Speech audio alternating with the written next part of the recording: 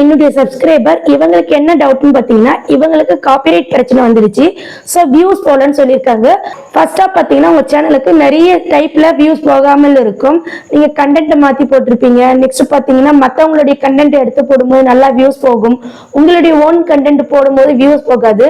ஆனா காப்பிரைட் கிளைமோ ஸ்ட்ரைக்கோ வந்தா ஏன் வியூஸ் போகாதுன்னு பாத்தீங்கன்னா, யூடியூப் வியூஸை ஸ்டாப் பண்ணி வச்சிடும். ரெக்கமெண்டேஷன்ல போகாது, சஜஸ்டர்ல போகாது, நெக்ஸ்ட் ப்ரௌசர் ஃபீச்சர்ஸ்ல எதுலையுமே காட்டாது. ஏன்னு பாத்தீங்கன்னா காப்பிரைட் அப்படின்னு உங்களுக்கு கொடுத்துட்டாங்கன்னா அதை யூடியூப் சைட்ல இருந்து அதிகமா வெளியே ஸ்ப்ரெட் பண்ணா உங்களை போலவே நிறைய பேர் தப்பு பண்ண வாய்ப்பு இருக்கு.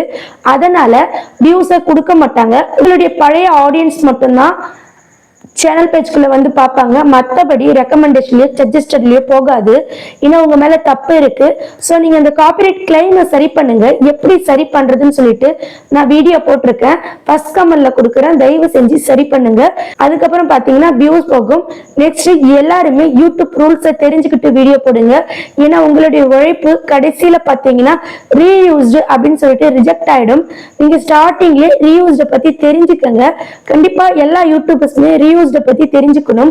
நான் ஃபர்ஸ்ட் கமெண்ட்ல ஒரு சில வீடியோஸ் கொடுக்குறேன், தயவு செஞ்சு ஸ்கிப் பண்ணாம ஃபுல்லா பாருங்க. அப்படி நீங்க ஃபுல்லா பாத்தீங்கன்னா நீங்களும் மானிடைஸ் வாங்கலாம். ஸோ நிறைய பேர் மானிடைஸ் வாங்கியிருக்காங்க. அவங்களுடைய இன்டர்வியூ நான் வந்து கொடுக்குறேன், அதையும் நீங்க பாருங்க.